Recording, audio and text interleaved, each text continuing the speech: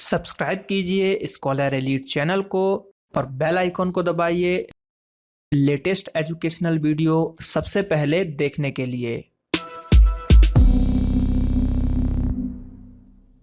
Hello friends, welcome to scholar elite. मैं ब्रजेश आपको यहाँ पर अगेन आज एमपी पुलिस का जो टेस्ट सीरीज हमने स्टार्ट किया है एसआई के लिए, और उसको हम यहाँ पर शुरू कर रहे हैं। उसका जो है नेक्स्ट पार्ट देखने जा रहे हैं। तो इन सभी प्रश्नों को आपको लगाना बहुत जरूरी है, क्योंकि इसमें कुछ प्रीवियस ईयर क्वेश्चंस हैं और कुछ नए क्वेश्चंस को भी यहाँ पर ऐड किया जा रहा है। हिंदी इंग्लिश दोनों में आपको ये टेस्ट देखने को मिलेगा। तो ज्यादा से ज्यादा इस वीडियो को देखिए, लाइक कीजिए और कॉमेंट जरूर कीजिएगा।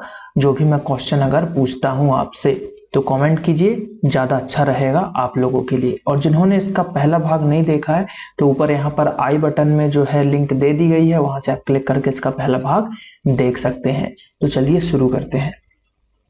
तो जो पहला क्वेश्चन है हमारे पास, पहले क्वेश्चन की अगर हम बात करें तो वो है कि वृत्तीय गति होती है, यानी कि जो सर्कुलर मोशन है वो कैसा होता है। मतलब 1 डायमेंशनल, 2 डायमेंशनल, 3 डायमेंशनल या फिर इनमें से कोई नहीं। तो वो होता है द्विविमीय गति, यानी कि 2 डायमेंशनल होता है आपका सर्कुलर मोशन। ठीक है, कैसा होता है? द्विविमीय होता है। आंसर देख लेते हैं जी। आंसर एकदम सही है, द्विविमीय इसका सही आंसर होगा। चलिए अगले प्रश्न की बात करते हैं कि light year is a unit of, यानी कि जो प्रकाश वर्ष है वो मात्रक है। किसका मात्रक होता है प्रकाश वर्ष? दूरी का है, समय का है, प्रकाश ऊर्जा का है या फिर द्रव्यमान का है? तो जो प्रकाश वर्ष मात्रक है वो है यहाँ पर दूरी का, यानी कि डिस्टेंस का मात्रक है प्रकाश वर्ष। अगले क्वेश्चन की तरफ बढ़ते हैं जो कि आपका 3rd नंबर का है। तो वो है कि ज्यों-ज्यों पंखे की चाल बढ़ती है त्यों-त्यों धारा, यानी कि अगर फैन है, ठीक है, उसकी स्पीड इंक्रीज हो रही है सेम टाइम में, तो उसी समय करंट की वैल्यू क्या होती जाएगी? बढ़ेगी, घटेगी, वही रहेगी, अधिक होती है चाल के अधिकतम होने तक। मतलब क्या होगा? पंखा जैसे जैसे बढ़ता है तो उसमें जो धारा प्रवाहित हो रही है उसका मान क्या होगा? तो उसका मान घटता है। जैसे जैसे पंखे की स्पीड बढ़ेगी तो धारा का मान जो है यहाँ पर डिक्रीज होता है। तो ये क्वेश्चन जो है प्रीवियस ईयर क्वेश्चन है, आई थिंक 2016 में एमपीएसआई में पूछा गया था। अगला प्रश्न है आदर्श वोल्ट मीटर जो होता है, ठीक है, आदर्श वोल्ट मीटर, उसका प्रतिरोध यानी कि रेजिस्टेंस की बात की जा रही है, वो कैसा होता है? शून्य होता है, अति लघु होता है, अति बृहद होता है या फिर अनंत होता है? तो आदर्श वोल्ट मीटर का जो प्रतिरोध होता है वो होता है यहाँ पर इनफाइनाइट, यानी कि क्या होता है? अनंत यहाँ पर देखने को मिलेगा, इनफाइनाइट होता है। तो यहाँ पर जो ये प्रश्न था यानी कि वोल्ट मीटर, तो इसका क्या होता है? आदर्श वोल्ट मीटर का जो रेजिस्टेंस होता है वो अनंत होता है। वो आज का पहला क्वेश्चन है आप लोगों के लिए। Question number 1। क्वेश्चन ये है कि यहाँ पर ये वोल्ट मीटर के बारे में पूछा गया था। अब आपको बताना है कि आदर्श एमीटर का इंटरनल प्रतिरोध कितना होता है? कितना होता है प्रतिरोध? ऑप्शन है आपके पास, यही है सेम ऑप्शन, 0, कम, अधिक और इनफाइनाइट, यही 4 ऑप्शन है। तो आपको कमेंट करके बताना है ज्यादा से ज्यादा।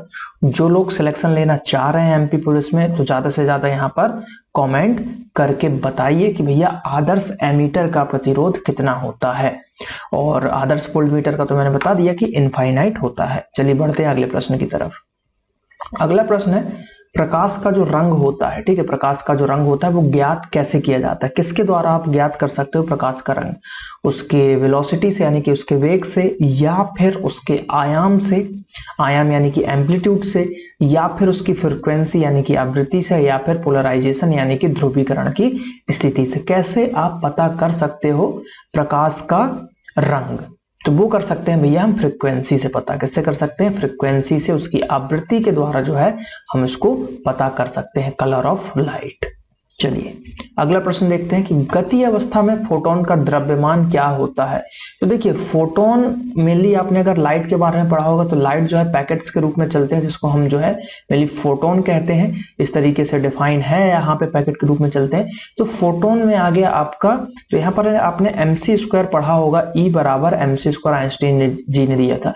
तो यहाँ भी जो है C जो है आपको मिलने वाला है, c² यहाँ पर भी मिलेगा, ठीक है। तो यहाँ पर अगर सी स्क्वायर आपको मिलने वाला है तो इसमें सी स्क्वायर कहाँ पर है, सिर्फ पहले ऑप्शन में ही सी स्क्वायर है, तो इसका आंसर हो जाएगा एच बी अपॉन सी स्क्वायर। क्या हो जाएगा, एच बी अपॉन सी स्क्वायर हो जाएगा। तो इसका आंसर देखते हैं, तो इसका आंसर है यहाँ पर फर्स्ट वाला। क्या है इसका आंसर, फर्स्ट वाला। इसका आंसर हो जाएगा एच बी अपॉन सी स्क्वायर। चलिए अगले प्रश्न की बात करते हैं। तो अगला प्रश्न देखने को मिल रहा है कि निम्नलिखित में से कौन सी विद्युत चुंबकीय तरंग नहीं है। मैंने बोला हमेशा इस नोट को बहुत अच्छे से पढ़ा करो, नहीं है। गामा किरणें, तो ये तो है, क्योंकि देखिए यहाँ ये साइन बना हुआ, यानी कि ये गामा किरणें हैं, तो ये एक विद्युत चुंबकीय तरंग है। एक्स किरणें भी विद्युत चुंबकीय तरंगे हैं। ध्वनि तरंगे नहीं है विद्युत चुंबकीय, ध्वनि तरंगे विद्युत चुंबकीय में नहीं आती हैं, और रेडियो तरंगे भी विद्युत चुंबकीय होती है। तो इसका आंसर हो जाएगा ओनली सी वाला, इसका आंसर होगा ध्वनि तरंगे। अगला प्रश्न है, स्पेक्ट्रोमीटर का मुख्य रूप से इसके मापन में उपयोग किया जाता है। मतलब किस चीज को आप माप सकते हो स्पेक्ट्रोमीटर से? तरंग दैर्घ्य को नाप सकते हो, या फिर तीव्रता को नाप सकते हो, ध्रुवण को नाप सकते हो, या फिर स्कैटरिंग यानी कि विवर्तन को नाप सकते हो। तो स्पेक्ट्रोमीटर से जो हम नापते हैं वो नापते हैं भैया वेवलेंथ को, यानी कि तरंग दैर्घ्य को नापते हैं। किसको नापते हैं? तरंग दैर्घ्य को नापते हैं। चलिए बात करते हैं अगले प्रश्न की कि डॉपलर प्रभाव क्या है। तो भैया देखिए, डॉपलर प्रभाव को समझाने के लिए मैं आपको एक इमेज से समझाता हूं। ये एक लड़का खड़ा है और इसके जस्ट सामने से एक ट्रेन की पटरी गई हुई है, ठीक है, 15 से 20 मीटर की दूरी पर है, और ये एक ट्रैक गया हुआ है। समझिएगा इसको।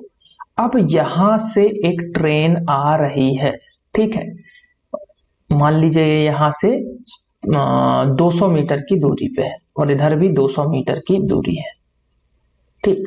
अब यहां से एक ट्रेन आ रही है, यहां से उसने हॉर्न बजाना शुरू किया, तो इसको जो सुनाई देगा हॉर्न, वो यहाँ पे कम देगा, और जैसे जैसे ये आगे बढ़ेगा उसकी इंटेंस को तेज सुनाई देने लगेगा, और आगे आएगा तेज सुनाई देने लगेगा, ठीक है, तेज सुनाई देगा। यहाँ पे इसको फुल तेज सुनाई देगा जब इसके सामने होगा, और फिर जब यहाँ से आगे बढ़ेगा तो ये धीरे धीरे कम होता जाएगा, यहाँ पे तेज, फिर कम कम कम कम कम, और फिर जब यहाँ जाएगा तो सुनाई देना बंद होगा।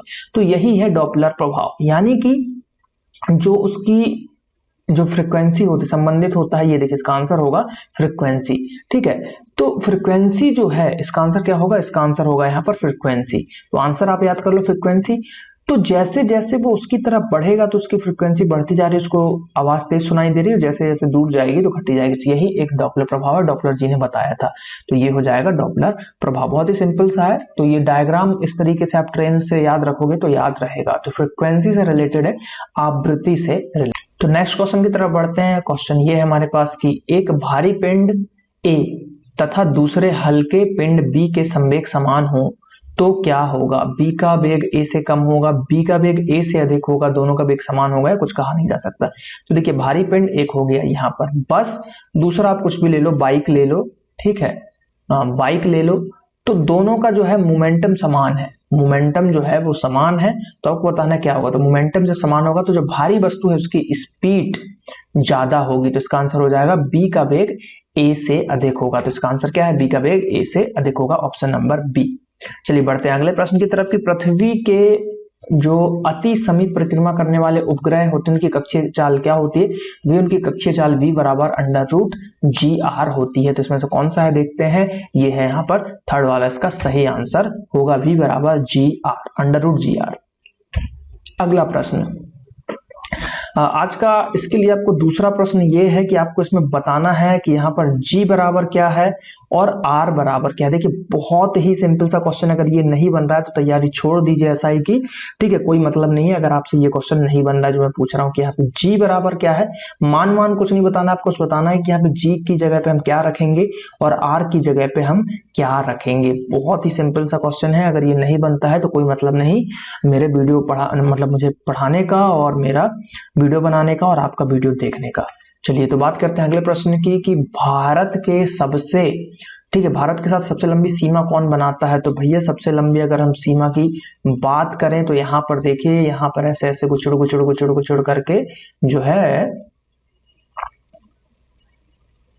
ठीक, तो इस तरीके से कुछ हमारा इंडिया का मैप बनता है और यहाँ पर जो है बांग्लादेश है। तो सबसे ज्यादा जो बड़ी सीमा लगती है वो बांग्लादेश के साथ ही लगती है। तो इसको आप याद कर सकते हो 55, ठीक है, 55 MBA, ठीक इस तरीके से शायद इसका एक कोड है, तो बाद से देखिए बांग्लादेश, चीन, है ना, इस तरीके से यहाँ पर बचपन से आप याद कर सकते हो। पाकिस्तान, नेपाल, फिर म्यांमार, भूटान, अफगानिस्तान, इस तरीके से जो है पूरी यहाँ पर एक सीरीज बनती है। तो बांग्लादेश है, देखिए पहले आएगा बांग्लादेश फर्स्ट नंबर पे, फिर चाइना के साथ, फिर पाकिस्तान के साथ, फिर नेपाल के साथ, फिर उसके बाद म्यांमार के साथ, फिर भूटान के साथ, और फिर सबसे कम सबसे छोटी सीमा अफगानिस्तान के साथ लगती है। तो इस तरीके से इसको याद कर सकते हो। तो इसका आंसर है बांग्लादेश।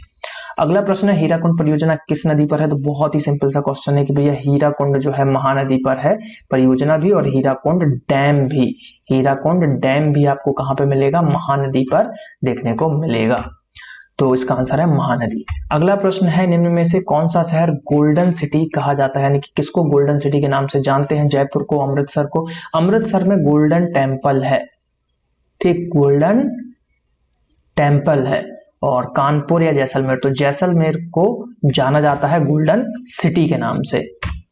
अगला प्रश्न, इनमें से कौन सा देश सबसे ज्यादा चाय पैदा करने वाला देश है? तो चाय पैदा करने वाला जो देश है यहाँ पर देख सकते हैं आप, ऑस्ट्रेलिया, रूस, भारत, चीन। तो चीन जो है सबसे ज्यादा यहाँ पर लोग चाय भी पीते हैं अच्छे खासा और पैदा भी करते हैं सबसे ज्यादा। तो यहाँ पर चीन इसका आंसर हो जाएगा। तो आंसर है चीन। अगला जो प्रश्न है कि निम्न में से कौन सा सही है? बारहसिंगा भारत और अरब, तो भारत में तो पाया जाता है लेकिन अरब में जो ऐसा नहीं है, तो ये गलत हो जाएगा। कंगारू साइबेरिया गलत, ऑस्ट्रेलिया। लामा जो है दक्षिण अमेरिका, ये एक सही आंसर यहाँ लग रहा है मुझे। और याक न्यूजीलैंड, तो ये गलत है। तो आंसर फिर हो गया लामा आपका साउथ अमेरिका। तो इसका आंसर है ऑप्शन नंबर सी। अगला प्रश्न है कि 42.419 किलोमीटर की दूरी के साथ किस खेल की प्रतियोगिता समर्पित करते हैं? तो इसका आंसर सीधे सीधे मैराथन है। मैराथन में ही इतनी लंबी दूरी को जो है दौड़ के वो किया जाता है, ठीक है। क्योंकि देखिए रेले वेले दौड़ को भी इतना लंबा नहीं दौड़ते हैं, फॉर्मूला रेसिंग कार में भी इतना ज्यादा नहीं करते हैं, तो इसका मैराथन दौड़ से ही रिलेशन है। तो आंसर हो जाएगा मैराथन। अगला प्रश्न है कि जो ज्योत्सना चिनप्पा है, ठीक है, वो किस खेल से रिलेटेड है? हॉकी से है या फिर हॉकी स्क्वैश से है, टेनिस से, बैडमिंटन से है? तो आई थिंक ये जो है स्क्वैश से रिलेट करती हैं ज्योत्सना चिपन्ना जी। तो इसका आंसर हो जाएगा स्क्वैश। अगला प्रश्न है टीम के खिलाफ ऑस्ट्रेलिया एसएस खेलता है। जो एसएस सीरीज होती है तो ऑस्ट्रेलिया और किसके साथ होता है? तो ऑस्ट्रेलिया और इंग्लैंड के साथ यहाँ पर ये सीरीज होती है। बहुत ही इंपॉर्टेंट सीरीज होती है इन लोगों के लिए। इसका आंसर है इंग्लैंड। तो देखते हैं, जी हाँ बिल्कुल सही है, इंग्लैंड इसका सही आंसर होगा। अगला प्रश्न है कि हृदयनाथ जो मंगेशकर पुरस्कार होता है वो पाने वाले पहले खिलाड़ी कौन बने हैं? यहाँ पर विश्वनाथन आनंद, के श्रीकांत, सानिया मिर्जा या फिर वीरेंद्र सहवाग। जैसे ये जो है विश्वनाथन आनंद चेस के हैं, सानिया मिर्जा टेनिस की हैं, क्रिकेट से रिलेटेड है। तो किसको मिला है? तो ये मिला है भैया विश्वनाथन आनंद को, जो कि चेस खेलते हैं, ठीक है। चलिए, तो आंसर है विश्वनाथन आनंद। अगला प्रश्न है सचिन तेंदुलकर ने अपना 100वां शतक कहाँ जमाया था? कहां पे जमाया था 100वां शतक? ऑस्ट्रेलिया में जमाया था, बांग्लादेश में, वेस्ट इंडीज में या फिर इंग्लैंड में? तो भैया बांग्लादेश में उन्होंने 100वां शतक जमाया था। तो ये भी एक अच्छा क्वेश्चन है, सचिन जी से रिलेटेड है, और क्योंकि महान कार्य किया था, 100 शतक लगाना कोई बड़ी मतलब छोटी बात नहीं है, ठीक है। वैसे आजकल जिस हिसाब से लोग खेल रहे हैं, कई लोग बना सकते हैं अगर कंसिस्टेंटली खेलते हैं, लेकिन ये पहली बार हुआ था तो इसलिए यहाँ पर क्वेश्चन बन गया। तो आंसर है बांग्लादेश। अगला प्रश्न है कि प्रत्येक किस वर्ष के पश्चात वित्तीय आयोग की नियुक्ति होती है? तो ये वित्तीय आयोग जो है 5 वर्ष के लिए नियुक्त होता है। तो प्रत्येक 5 वर्ष के बाद जो है वित्तीय आयोग यहाँ पर आपको देखने को मिल जाएगा, ठीक। चलिए अगले प्रश्न की बात करते हैं। तो जो अगला प्रश्न है हमारे पास यहाँ पर कि कनेक्टिंग पीपल किस कंपनी का प्रचार वाक्य है? तो बहुत ही सिंपल सा आपको पता है, नोकिया। नोकिया का मोबाइल में आते हैं कनेक्टिंग पीपल, हाथ मिलाते हैं वो एक दूसरे से। तो इसका आंसर हो जाएगा नोकिया। क्या हो जाएगा आंसर? आंसर है यहाँ पर नोकिया। चलिए, तो नोकिया इसका सही आंसर है। अगले प्रश्न की बात करते हैं। तो अगला प्रश्न जो है हमारे पास वो है कि भारत की पूर्व रियासत से विधानसभा की सदस्य चुनी गई पहली महिला उज्जैन में पैदा हुई थी, उनका नाम क्या है? यशोदा देवी, वसुंधरा देवी, माया सिंह या फिर कमला बेनीवाल। तो इनका आंसर है यशोदा देवी। यशोदा देवी जी जो है उज्जैन में पैदा हुई थी और विधानसभा की सदस्य चुनी गई थी पहली महिला। अगला प्रश्न है निम्न में से किस शहर में दक्षिण मध्य रेलवे का जो है यहाँ पर साउथ सेंट्रल रेलवे का मुख्यालय है, तो वो आपको सिकंदराबाद में देखने को मिलेगा, साउथ सेंट्रल का जो यहाँ पर मुख्यालय। और आप एमपी से रिलेट करते हो, एमपी एसआई की तैयारी करते हो, तो इसके लिए एक क्वेश्चन और है कि पश्चिम मध्य रेलवे, वेस्ट सेंट्रल रेलवे का हेड क्वार्टर या मुख्यालय कहां पर है? कमेंट में आपको बताना है। ये आज का आपका तीसरा प्रश्न है, question number 3। WCR west central railway, पश्चिम मध्य रेल, इसका आपको मुख्यालय कमेंट में बताना है। तो सिकंदराबाद इसका सही आंसर होगा। और आंसर आपको देखिए कैसा करना है, आपको ऐसे लिखना है, क्वेश्चन नंबर 1 इक्वल टू, फिर यहाँ पे आंसर, फिर क्वेश्चन नंबर 2 इक्वल टू यहाँ पे answer, question number 3 equal to यहाँ पे। जो आंसर नहीं पता कोई दिक्कत नहीं, क्वेश्चन 2 क्वेश्चन 3 जिसका आंसर पता है वो कमेंट में कीजिए। चलिए, तो यहाँ पर जो है ये पार्ट समाप्त होता है। आई होप कि क्वेश्चन आपको अच्छे लगे होंगे। अगर अच्छा लग रहा है तो लाइक कीजिए, ज्यादा से ज्यादा लाइक कीजिए।